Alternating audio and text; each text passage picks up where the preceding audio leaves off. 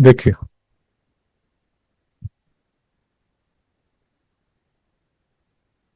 यार, ये जो है ना डेंसिटी वाला में किसी को कोई डाउट है इसमें? सिर्फ ये देख लीजिए डेंसिटी वाला। बाकी तो आप डेंसिटी, मास पर यूनिट, वॉल्यूम, वो सब तामझाम आप कर चुके हैं। कुछ एक दो इंटरेस्टिंग चीजें इसमें, वो चेक कर लीजिए। हम्म। एक तो यार ये शायद आपको स्कूल में बताया भी होगा। ये जो है ये करेक्ट वॉल्यूम लेने का तरीका है ऐसे, और ये जो है ये गलत है। बात समझ आ गई? एंड यहाँ पर भी थोड़ा सा और आप अंदर जाएंगे तो एक और इंटरेस्टिंग टॉपिक आता है यार। There something called meniscus. Meniscus meniscus तो वाटर की जो सरफेस है ना, वो आपको ऐसे नहीं नजर आएगी, आपको ऐसे से कर्व्ड नजर आएगी। मेरी बात समझ आ रही है भाई? कभी आप लैब में ध्यान से देखें ना, कर्व्ड। सर मैं ज्यादा वो गली में ज्यादा आगे नहीं जा रहा। There is something called surface tension. वो सरफेस टेंशन में आपको करा दिया जाएगा जब टाइम आएगा। बाकी तड़प रहे हो, जान दे दोगे तो यूट्यूब पे देख लीजिए, बता देंगे। बहुत लोग हैं, हजारों लोग हैं, है ना? वो सरफेस टेंशन की वजह से बेसिकली ऐसा है कि जो वाटर है वो ग्लास से बहुत प्यार करता है। मतलब उसकी जान देने के लिए तैयार हो जाता है कि मैं लटक जाऊंगा तेरे साथ। तो वो उसको चिपकने की कोशिश करता है। वाटर अपने आप से ज्यादा प्यार नहीं करता। मैं दिल्ली में जाना नहीं चाहता, बट एक चीज और बता देता हूँ। जैसे अगर आप मरकरी लेंगे ना, तो मरकरी की जो सरफेस है वो ऐसी होती है। मरकरी ऐसा ऐसा शो करता है, बिकॉज मरकरी जो है वो ग्लास से ज्यादा प्यार नहीं करता। वो आपस में ही खुश है।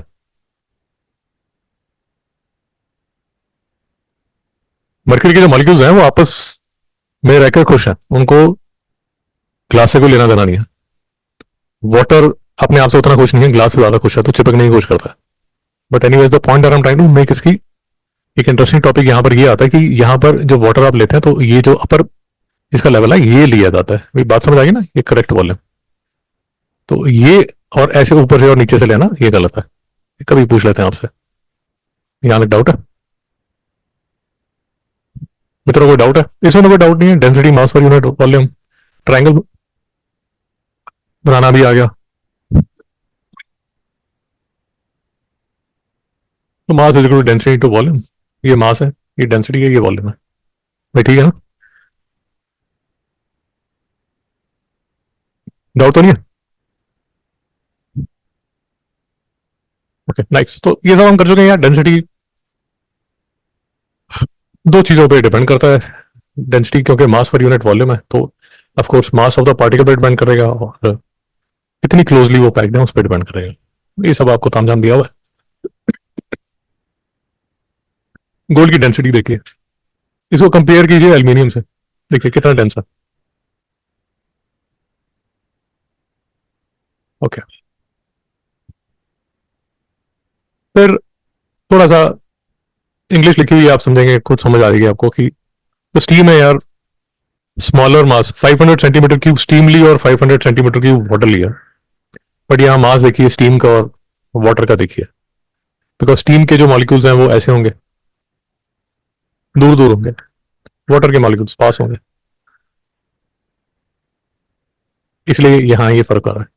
भाई डाउट तो नहीं है? नींद तो नहीं आ रही? बढ़िया। ये सब इंग्लिश में लिखा हुआ है यार, इसमें कोई इतना दिक्कत की बात नहीं है। बट कुछ होगा तो पूछ लीजिए। जैसे ये क्वेश्चन अभी मैं आपको एक्सप्लेन किया, explain why substance has a greater density in the liquid state than in the gas state. Because यार मॉलिक्यूलर डिस्टेंस जो है उस पर फर्क पड़ रहा है। मैडम डाउट तो नहीं है? तो जानी को डाउट है? ये हमने एक्सपेरिमेंट किया था, इस पे क्वेश्चन भी पूछा गया था। इरेगुलर सब्सटेंस है, इरेगुलर सब्सटेंस है, उसकी डेंसिटी कैसे निकालेंगे? स्टोन है, वॉल्यूम निकाल लेंगे। वॉल्यूम निकाल लेंगे इस एक्सपेरिमेंट से। मास आप निकाल सकते हैं, जैसे ये मशीन यूज करके आप मास निकाल सकते हैं, डेंसिटी निकाल सकते हैं। कोई इतना भारी फिजिक्स तो यूज नहीं हो रही। कोई डाउट है मतलब? ये छोटा सा टॉपिक है, बस ये चैप्टर खत्म करना, तो इफेक्टिवली आपका केमिस्ट्री का सिलेबस जो आपने बोला था वो खत्म हो जाएगा। ठीक है? उसके बाद शुरू होती है इंटरेस्टिंग चीजें यार। पीरियोडिक टेबल एक्चुअल में यहाँ से स्टार्ट होता है। ये आपका पीरियोडिक टेबल है ना। आपका बड़ा अच्छा पीरियोडिक टेबल में बड़े किताब में बड़ा अच्छा बनाया हुआ है कि हाइड्रोजन को बीच में लटकाया हुआ है। यूजुअली किताबों में यहाँ, अगर आप नेट पे भी देखें ना, यहाँ डाल दिया जाता है, बट यहाँ पर इन्होंने अच्छा किया, यहाँ बीच में डाल दिया। उसके कुछ रीजन है, वो आई थिंक आप नाइन्थ में डिस्कस करेंगे, बट जो भी है। तो इसमें एक कंफ्यूजन बच्चों को थोड़ा सा रहता है, मुझे भी काफी देर तक रहा है। भाई ये जो वर्टिकल है इनको बोलते हैं कॉलम, और ये जो हॉरिजॉन्टल है इनको बोलते हैं रोज। यहां तक कोई डाउट है? और ये जो कॉलम है इनको बोलते हैं ग्रुप्स,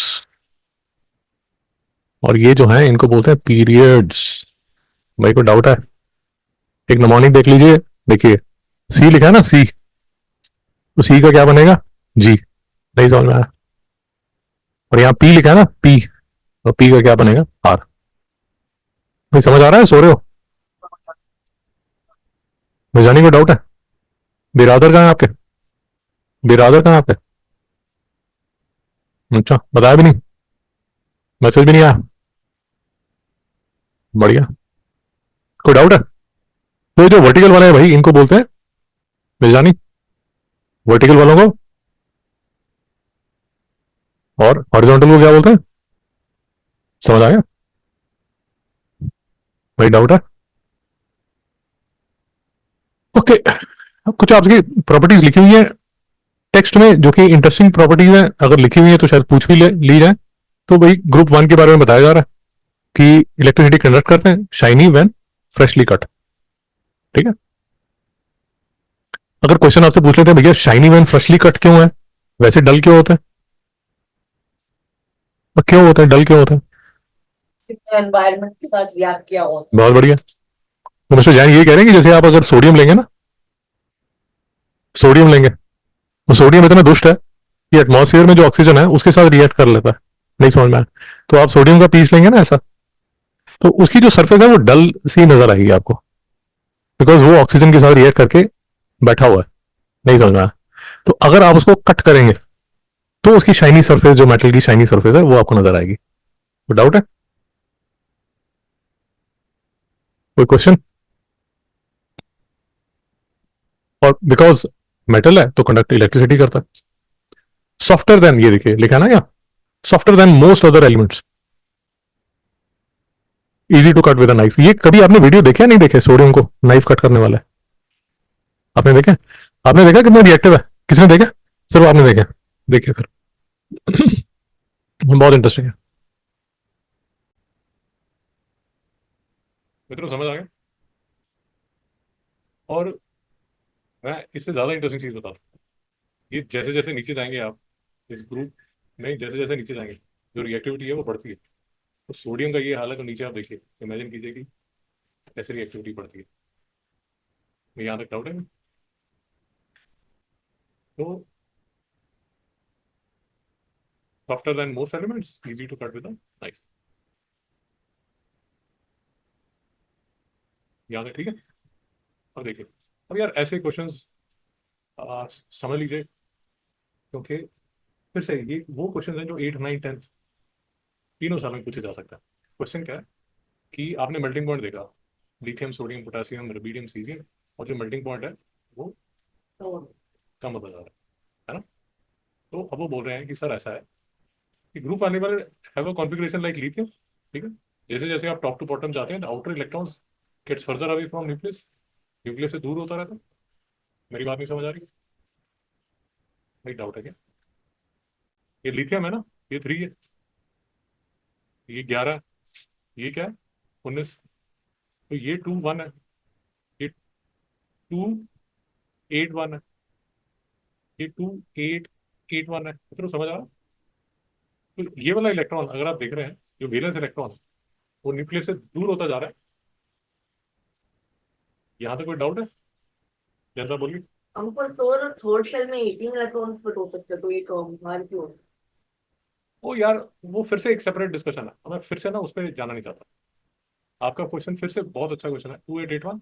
यहाँ पर 9 आ सकते थे, बट आप ऐसा मान लीजिए कि ये वाला जो इलेक्ट्रॉन है ना, ये आपकी क्लास का वो लड़का है जो कि इतना इंटेलिजेंट है कि उसको 9th क्लास में होना चाहिए, नहीं समझ में। भाई आप क्लास 8 के हैं, बट आपकी क्लास में वो एक यंग शेल्डन बैठा हुआ है जो इतना इंटेलिजेंट है, जिसको बोलते हैं भाई तू 9th में जाके बैठ जा, नहीं समझ में आ रहा। तो ये वाला जो इलेक्ट्रॉन है ना, ये यंग शेल्डन है, इसको अगली क्लास में भेज दिया, इसकी एनर्जी बहुत ज्यादा है, नहीं समझ में आ रहा। हाँ सर। उसी तरह कैल्शियम में भी 2882 होता है, यहाँ पर भी ये दो शेल्डन है। भाई एम आई मेकिंग सेंस? आपका क्वेश्चन बिल्कुल ठीक है कि सर तीसरे शेल में 18 इलेक्ट्रॉन होने चाहिए, तो 8 के बाद ही उसको घर से बाहर क्यों निकाल दिया? भाई वो इतना इंटेलिजेंट था, उसको बोला यार तू 8th में क्या करेगा, तू 9th में चला जा, ठीक है। उसके बाद दूसरा इलेक्ट्रॉन कैल्शियम में फिर से एक और लड़का शेल्टन आ गया, उसको भी बोला कि भाई वो पहला भी गया, तू भी चला जा। तो बात समझ आ रही है? एनर्जी बहुत ज्यादा होती है उसमें। डिटेल में क्वेश्चन आएगा क्लास 11th में, उसमें यही बोला, यही आएगा। थोड़ी सी टेक्निकल भाषा यूज कर लेंगे, बट बात यही है, एनर्जी। ये समझ आ रहा है? बट यहाँ पर हम जो बात कर रहे हैं वो ये बात कर रहे हैं कि जो मेल्टिंग पॉइंट है ग्रुप में, जैसे आप नीचे जाते हैं तो मेल्टिंग पॉइंट डिक्रीज क्यों हो रहा है? मेल्टिंग पॉइंट डिक्रीज अभी आपको बताया जा रहा है कि सर ये देखिए जो वैलेंस इलेक्ट्रॉन है वो दूर होता जा रहा है, उसका न्यूक्लियस से जो रिश्ता है वो काफी कम होता जा रहा है। तो हमने जाइंट मेटालिक स्ट्रक्चर पे डिटेल में बात की है, सी ऑफ इलेक्ट्रॉन्स बहुत डिटेल में बात की। Sea of electrons, sea of electron समझ आ गया ना? टाइम्स बैठे होंगे और इलेक्ट्रॉन जो है वो पूरे मेटल में घूम रहे होंगे, याद? तो group one elements have giant metallic structures, the ion form which loses electron, electron move around between the ions, इसको बोलते हैं सी ऑफ इलेक्ट्रॉन्स। ये बात समझ आ गई? From top to bottom the positive ions gets bigger, जो पॉजिटिव आयन है वो बड़े होने शुरू हो जाते हैं। This means the electrostatic attraction between the positive and the negative gets weaker. As attraction gets weaker, ions leave their fixed position more easily, so melting point decreases. कहने का मतलब, आप जो इलेक्ट्रॉन है वो अपने पिताजी से इतना दूर हो चुका है कि अब पिताजी की आवाज आनी बंद हो गई है। मिस्टर जैन बैठे हैं यहाँ पर, स्कूल जाते हैं, पिताजी गुस्सा करते हैं तो मिस्टर जैन डर जाता है। अब मिस्टर जैन इंजीनियरिंग करने चले गए यूएस। जैन साहब को पिताजी के गुस्से की परवाह है? तो पार्टी चालू है, अब तो मैं यूएस बैठा हूँ, नहीं समझ में आया। तो ये वाला जो इलेक्ट्रॉन है, ये वाला जो इलेक्ट्रॉन है वो अपने पिताजी से, पिताजी मतलब न्यूक्लियस से इतना दूर हो चुका है कि उसकी जो इलेक्ट्रोस्टैटिक फोर्स ऑफ अट्रैक्शन है वो बहुत कम हो चुकी है। इसकी वजह से उसका जो मेल्टिंग पॉइंट है वो बहुत लो हो चुका है। भाई नहीं समझ में आ रही है मेरी बात? निशा जी डाउट है? निशा जी कुछ पूछना चाहते हैं? निशानी आप कुछ बोलना चाहते हैं? फिर लॉजिक समझ आ गया? तो यहाँ अगर आपसे पूछा जाएगा या कुछ क्वेश्चन अगर आता है तो ऐसे करके आप जस्टिफाई कर सकते हैं। तो from lithium at the top group one two caesium at the bottom melting point decreases. समझ आ गया मित्रों? 2 नंबर का क्वेश्चन पूछेंगे, इंग्लिश में ये जवाब दे दीजिए।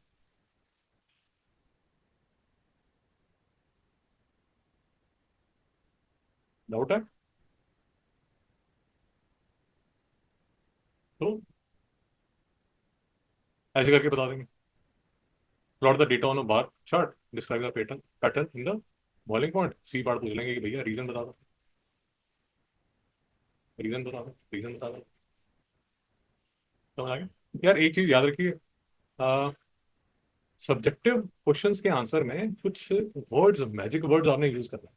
मैजिक वर्ड्स का मतलब ये होता है कि कुछ टिपिकल से वर्ड्स, जैसे मेटालिक बॉन्डिंग, जैसे जाइंट मेटालिक स्ट्रक्चर, जैसे सी ऑफ इलेक्ट्रॉन्स, जी की वर्ड जिसको आप बोलते हैं, वो यूज कीजिए। समझ पा रहे हैं? वो वर्ड यूज करेंगे तो आपका आंसर आपको मिलते रहेंगे, मार्क्स आपको मिलते रहेंगे। मित्रों आगे जाना। तो ये यहाँ पर इस चैप्टर में ये एक इंपॉर्टेंट क्वेश्चन यहाँ बनता है, और यहाँ भी देख लीजिए, प्रॉपर्टी में देख लीजिए। और बाकी सोडियम से आपकी दोस्ती करा दी, दिखा दिया आपको कि कितना दुष्ट है ये।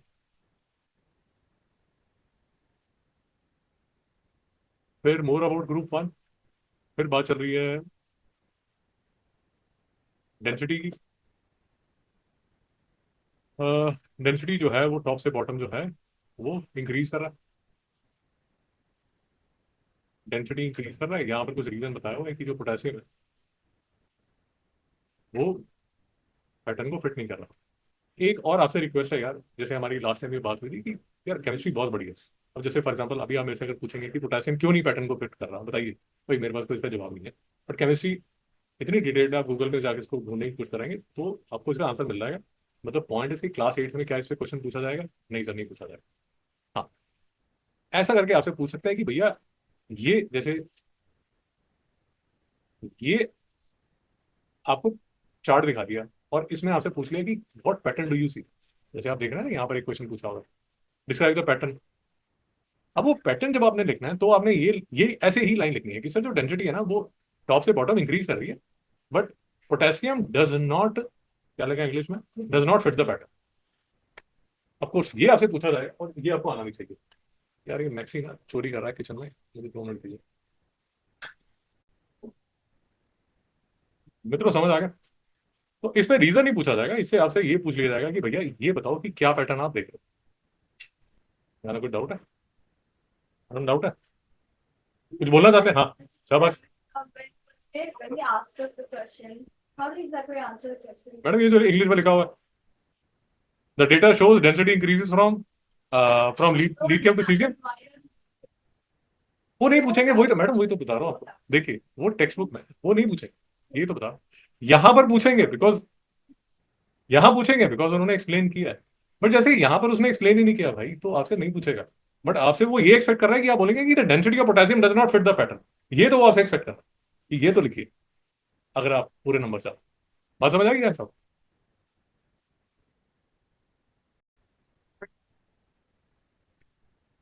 तो सर ये हो गया पैटर्न्स इन फिजिकल प्रॉपर्टीज। उसके बाद केमिकल प्रॉपर्टीज देख लीजिए। ये कुछ चीजें यार ये बार बार ही आएंगी, अभी 2-3 साल यही करते रहेंगे। वाटर के साथ रिएक्ट करते हैं विगरसली। अभी आपको दिखाया सोडियम हाइड्रोक्साइड प्लस वाटर बनता है। लिथियम पोटेशियम सारे वही रिश्तेदार हैं इसके, lithium hydroxide potassium hydroxide plus hydrogen. बात समझ आ गई? कोई डाउट है? ये देखिए, ये हम बात करते हैं ना, the reaction gets more vigorous from top to bottom of the group. जैसे जैसे नीचे जाएंगे तो रिएक्शन है वो और विगरस होता रहा। समझा? हाँ, अब देखिए, अब जैसे ये एक क्वेश्चन आपसे पूछा जा सकता है, यूजुअली एट्स में नहीं पूछते, बट अब यहाँ लिखा हुआ है तो अब देख लीजिए। तो बोल रहा है कि when group 1 element reacts with water, each atom gives its outermost electron to फलाना ढिमकाना, the outermost gets। आप एक बार इसको 2 मिनट पढ़ लीजिए, फिर मैं समझाता हूँ। 2 मिनट पढ़ लीजिए।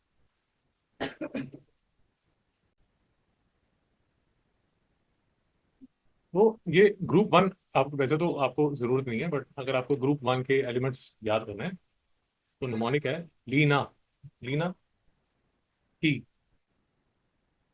रूबी से फ्रेंडशिप है। तो lithium sodium potassium rubidium caesium francium, तो ये उसका। जी बताइए। तो हाइड्रोजन भी होना चाहिए ना, उसके पास भी एक ही इलेक्ट्रॉन ओ यार वो फिर से एक क्वेश्चन है, मैं चैप्टर ही खत्म नहीं कर पाऊंगा। वो फिर से ना एक क्वेश्चन है कि हाइड्रोजन की जो पोजीशन है पीरियोडिक टेबल में, उसके बारे में विचार रखें।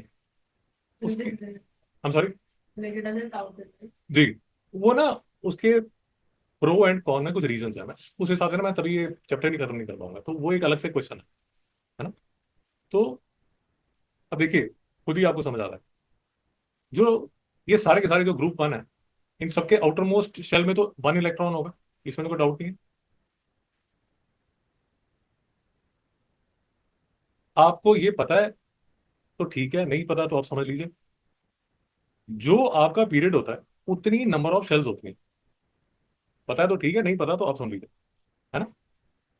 ये जो है ना, ये ग्रुप 2 है, ये ग्रुप 3 है, ये ग्रुप 4 है, ये ग्रुप 5 है, ये ग्रुप 6 है और ये ग्रुप 7 है। यहां तक समझ आ गया? I am sorry, period. जी period, I am sorry, period, period, period, माफ कीजिए। ठीक है, यहां तक ठीक है। तो पीरियड 2 हो गया, पीरियड 3 हो गया, पीरियड 4 हो गया, पीरियड 5 हो गया, पीरियड 6 हो गया, पीरियड 7 हो गया। यहां तक ठीक है। अब देखिए, लिथियम 2 पीरियड में है, तो उसकी 2 शेल्स होंगी। यहां तक ठीक है। जो पोटेशियम है वो यहाँ बैठा है चौथे में, तो इसकी 4 शेल्स होंगी। यहां तक ठीक है। और फ्रेंसियम जो यहाँ बैठा हुआ है, दूसरा तीसरा चौथा पांचवा छठवां सातवां, तो 1 2 3 4 5 6 7। तो ये देखिए, ये इसका वैलेंस इलेक्ट्रॉन, एक जो वैलेंस इलेक्ट्रॉन है वो 7th में बैठा हुआ है। देख पा रहे हैं? यहाँ पर पोटेशियम में जो वैलेंस इलेक्ट्रॉन है वो यहाँ बैठा हुआ है, और लिथियम में जो वैलेंस इलेक्ट्रॉन है वो यहाँ बैठा हुआ है। देख पा रहे हैं? यहाँ तो कोई डाउट है? भाई न्यूक्लियस सबका पॉजिटिवली चार्ज है, यहाँ तो कोई डाउट है? अब मैं जो जैन साहब का आपको एग्जाम्पल देके समझाने की कोशिश कर रहा था कि जैन साहब अभी तो पिताजी से इतना दूर बैठे हैं, यहाँ बैठे हैं। एक बार यूएस चले गए तो पिताजी से इतना दूर बैठे होंगे, अब पिताजी की बात सुनेंगे जैन साहब? पार्टी चल रही है यार, dad just send the money. नहीं समझ में आया? पिताजी एटीएम बन चुके हैं, नहीं समझ में आया? यहाँ तक मेरे साहब है, तो इसका भी कोई डाउट है? अब एक बात समझने की कोशिश कीजिए कि मेटल जब रिएक्ट करता है, मेटल जब रिएक्ट करता है, वो ये इलेक्ट्रॉन को छोड़ना चाहता है। नहीं समझ में आया? भाई कौन सा मेटल जल्दी इलेक्ट्रॉन को छोड़ पाएगा, लिथियम या फ्रांसियम? फ्रांसियम, क्योंकि इतना ज्यादा दूर है, ये तो एक टांग पे खड़ा है कि छोड़ दो यार, मैं तो वैसे ही रखना नहीं चाहता उसको। तो रिएक्टिव कौन ज्यादा होगा? मैडम एक आदमी है जिसको न्यूक्लियस में पकड़ के रखा हुआ, और एक ऐसा इलेक्ट्रॉन है जिसको न्यूक्लियस 7th फ्लोर दूर है, इतना दूर बैठा हो। तो इलेक्ट्रॉन जल्दी कौन छोड़ेगा, लिथियम छोड़ेगा, फ्रांसियम छोड़ेगा? फ्रांसियम फटाफट छोड़ देगा। जितनी जल्दी इलेक्ट्रॉन छोड़ेगा उतना ज्यादा वो रिएक्टिव होगा।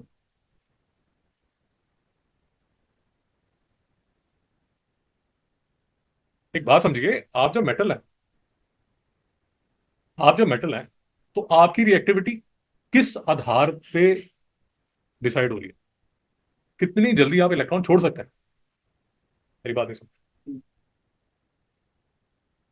भाई ओलंपिक्स वाला जो आदमी है, उसकी उसकी प्रोवेस, उसकी जो पावर है, वो किस चीज पे डिपेंड करती है कि वो दिन रात खेलता रहे? नहीं समझ में आया? बट जो चेस प्लेयर है, वो तो दिन रात उसका काम पढ़ना है ना? नहीं समझ में आया? अब ओलंपिक वाला अगर सारा दिन किताबें पढ़ रहा है, let us assume Neeraj Chopra, mister Neeraj Chopra सारा दिन किताबें पढ़ रहे हैं कि यार बड़ा मैं बुक्स पढ़ना मेरा फेवरेट पास टाइम है, या मतलब मैं सारा दिन बुक्स ही पढ़ता हूँ, तो उसका कोच खुश होगा नीरज चोपड़ा का? भाई तेरा काम खेलना कूदना है यार, नहीं समझ में आया? तो मेटल्स की जो रिएक्टिविटी है वो डिपेंड करता है कि कितनी जल्दी वो इलेक्ट्रॉन को छोड़ सकता है। क्या मतलब? तो फिर ठीक। तो मेटल की जो रिएक्टिविटी है वो डिपेंड करती है कि कितनी जल्दी वो इलेक्ट्रॉन छोड़ सकता है। मित्रों समझ पा रहे हैं? मेरी बात समझ आ रही है? बिकॉज जब हम नॉन मेटल्स को डिस्कस करेंगे तो नॉन मेटल्स पे वही डिपेंड करता है कि कितनी जल्दी आप इलेक्ट्रॉन को ले सकते हैं, जो नया इलेक्ट्रॉन है वो कितनी जल्दी आप एक्सेप्ट कर सकते हैं। तो जब हम नॉन मेटल्स डिस्कस करेंगे तो नॉन मेटल्स में जो ऊपर वाले लोग हैं वो इलेक्ट्रॉन को जल्दी एक्सेप्ट कर पाएंगे, और नीचे वाले जो लोग हैं वो नए इलेक्ट्रॉन को लेट एक्सेप्ट कर पाएंगे। मेरी बात कुछ समझ नहीं आ रही, नींद आ रही सब? समझ आ गया। कोई डाउट तो नहीं? तो याद रखिए भाई, मेटल्स की रिएक्टिविटी जब आप नीचे जाते हैं तो इंक्रीज होती है, और नॉन मेटल्स की रिएक्टिविटी जब आप ऊपर जाते हैं तो इंक्रीज होती है। क्योंकि नॉन मेटल्स की रिएक्टिविटी का आधार है कि कितनी जल्दी वो इलेक्ट्रॉन को एक्सेप्ट करे। समझ पा रहे हैं मेरी बात? हाँ। तो this is the difference between a chess player and a javelin thrower. Javelin thrower का काम है कि भाई तू खेल, किताबें पढ़ना तेरा काम नहीं है। जबकि जो चेस ग्रैंड मास्टर है उसका काम है किताबें पढ़ना। वो नहीं ज्यादा खेल सकता ना, ठीक है लिमिटेड खेल सकता है, बट ही कांट बी अगर वो बोले कि मैं तो सारा दिन फुटबॉल खेलना चाहता हूँ, तो भाई तुम ग्रैंड मास्टर थोड़ी बनाओगे। नहीं समझ मित्र, समझ पा रहे हैं? किसी का कोई डाउट है? भाई डाउट है तो पूछ लीजिए यार। ये देखिए, मैं आपको ये कह रहा हूँ कि अगर आप यहाँ देखेंगे ना, ये पीरियोडिक टेबल देखेंगे, तो ये चीज मैं आपको यहाँ ये समझाने की कोशिश कर रहा हूँ कि ये देखिए, ये नॉन मेटल्स है, इनका काम है इलेक्ट्रॉन को लेना। फ्लोरीन जो है वो नए इलेक्ट्रॉन को बहुत जल्दी एक्सेप्ट कर लेगा, बट जब तक आप यहाँ नीचे आएंगे नया इलेक्ट्रॉन एक्सेप्ट नहीं हो पाएगा, क्योंकि वो न्यूक्लियस से 7 शेल दूर होगा, 8 शेल दूर होगा। नए इलेक्ट्रॉन, इट इज लाइक नया इलेक्ट्रॉन आया आपके घर में, कोई नया इलेक्ट्रॉन आया और आप उसको, आपके पास कोई कोई चिंता ही नहीं है यार, कोई पूछ ही नहीं रहा उसको। नहीं समझ में आ- कोई समझ पा रहे हैं मेरी बात? तो मेटल्स की रिएक्टिविटी, ये जो आपको ग्रुप नजर आ रहा है, मेटल्स की रिएक्टिविटी जब आप नीचे जाते हैं तो इनकी रिएक्टिविटी जो है वो इंक्रीज करती है। और ये जो है, ये जब आप नीचे जाते हैं तो इनकी रिएक्टिविटी डिक्रीज करती है। मेरे साथ है यहाँ तक। अगर यहाँ समझ चुके हैं तो लास्ट टाइम तक कोई डाउट नहीं आएगा आपको। अगर समझ चुके हैं, नहीं समझे हैं तो फिर प्रॉब्लम। कुछ पूछना चाहते हैं, कुछ और डिस्कस करना चाहते हैं? तो यहाँ लिखा हुआ है, आपको समझा दिया गया है, यही यहाँ पर लिखा हुआ है कि भाई ये रिएक्टिविटी विद वाटर करके बताया हुआ है कि जब आप आउटर मोस्ट हैं तो इजीली आप दे सकते हैं। जैसे जैसे आप ग्रुप में नीचे जाएंगे तो इजीली इलेक्ट्रॉन आप छोड़ सकते हैं, इसलिए रिएक्टिविटी ज़्यादा इंक्रीज हो जाती है। मित्रों मेरे साथ है। और मिस्टर जैन जो है, जैसे अभी हम अगर बात करें, mister Jain, is he good for chess और is he good for javelin throwing? तो चेस वाले आदमी है ना, वो जेवलिन क्यों थ्रो करेगा आदमी? अब आपने उसको लगा दिया जेवलिन थ्रो करने के लिए, उसका काम ही नहीं है यार। He is more of a chess guy. बात समझ आ गई?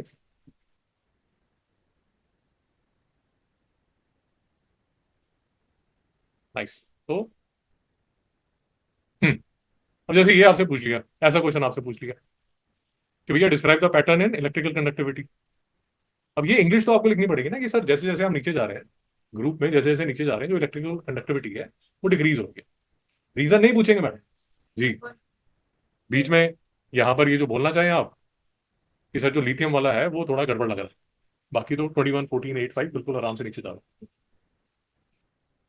मिस जानी शाबाश। शाबाश। भाई समझ आ गया। अब उन्होंने रीजन नहीं दिया, रीजन आपसे पूछा भी नहीं मैंने, चिंता मत कीजिए। और मैंने गूगल पे थोड़ा R&D करने की कोशिश की, मुझे कुछ ठीक आंसर मिला नहीं, उसने ऐसे झोल सा करके दे दिया, कुछ एग्जैक्ट आंसर नहीं मिला। मित्रों यहाँ तक कोई डाउट है?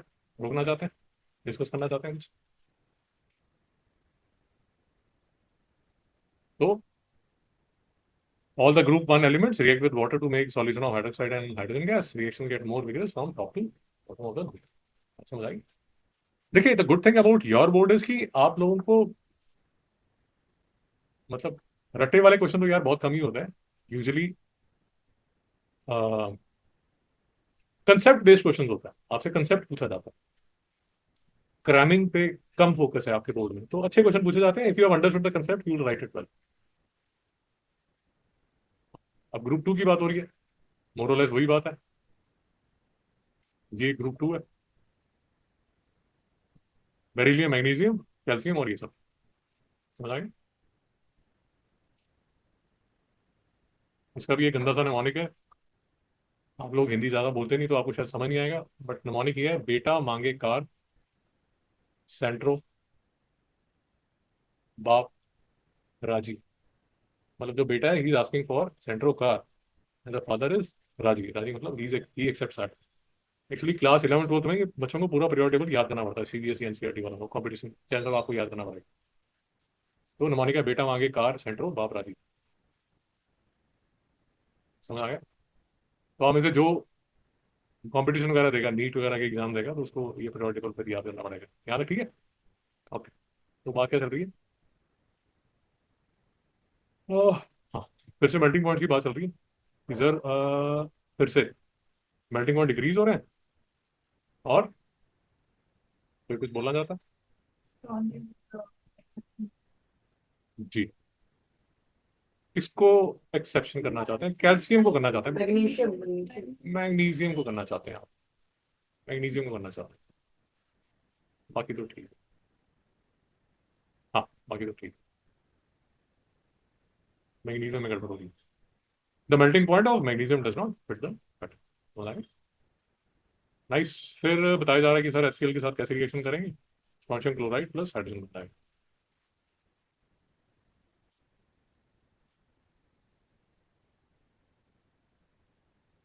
अब देखिए फिर से एक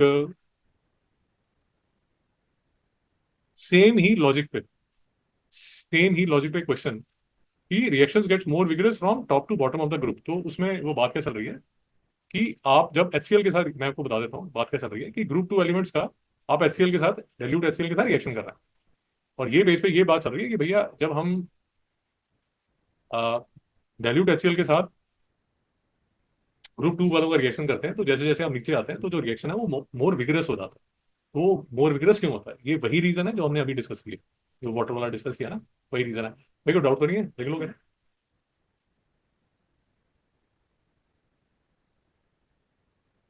तो ऐसा ये question, explain why the reaction of group two elements with HCl gets more egress from top to bottom of the group. कि सर वो जो इलेक्ट्रॉन है वो न्यूक्लियस से उतना दूर होता जा रहा है, वो खुशी खुशी जाने को तैयार है जी। जितना ज्यादा दूर है उतना ज्यादा वो खुशी खुशी भागा भागा जाएगा, वो कहेगा भाई कल क्यों आज ही चलते हैं यार, अभी चलते हैं, चल पड़ी उतना ही रिएक्ट है वो। समझ आया? जैन साहब के साथ बोलेंगे कि चलिए खेलना चले, तो जैन साहब बोलेंगे यार मैं तो, मेरा तो कल एग्जाम है, मैं नहीं जा सकता। मिस जानी इज लाइक बस अभी अभी पार्टी शुरू कर देते हैं। बात समझ आई? नेक्स्ट। ठीक है, तो मित्रों ये चैप्टर खत्म है। बढ़िया। मैं ये एज्यूम कर रहा हूँ, मैं आपसे कोई पूछा नहीं, बट मैं एज्यूम कर रहा हूँ कि end of the chapter questions आप करते हैं और आपसे सारे हो जाते हैं। अगर आपसे नहीं होते तो प्लीज डिस्कस कीजिए, भाई मैं आपके घर पे जाके चेक नहीं कर रहा। समझ आ गया? नाइस।